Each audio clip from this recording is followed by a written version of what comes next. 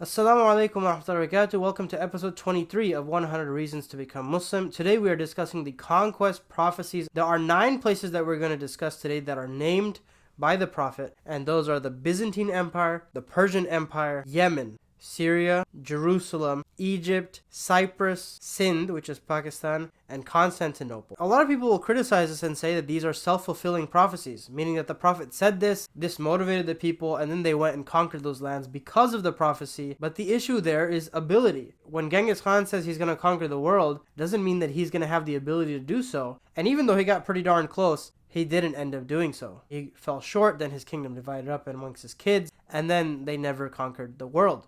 So the same thing could have happened to the Muslims, where they end up at a certain border that they cannot cross, right? Some of these empires are extremely powerful. Byzantine and the Persian empires, they're the superpowers of the world at that time.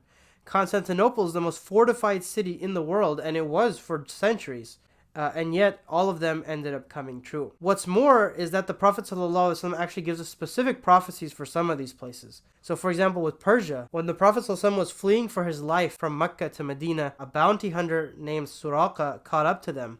And his horse kept kicking him off, and he realized that there was some divine providence going on. So he said, give me some type of compensation so I don't go tell everyone where you're at. So the Prophet ﷺ said that you will wear the gold bracelets of the Emperor of Persia.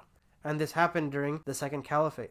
Again, with Persia, the Prophet ﷺ also told us that Persia would be ripped up and Byzantine would persevere the same way that the letter of the Prophet Muhammad ﷺ to Persia was ripped up and the letter of the Prophet ﷺ to the Byzantines was respected and preserved. And so the Persian Empire died basically in the Second Caliphate, and the Byzantine Empire persevered until like 1453. Then the Prophet ﷺ gives us a specific hadith about Cyprus. He's sleeping at the house of his wife Haram, and she sees him smiling. She says, "What made you smile?" He said, "I saw my people taking Cyprus on ships like kings on thrones." So she said, "O messenger, make dua that I am from them." So he said that you will be the first. What's interesting is that the first navy was developed by Muawiyah, who was also the first king, which is a very good description.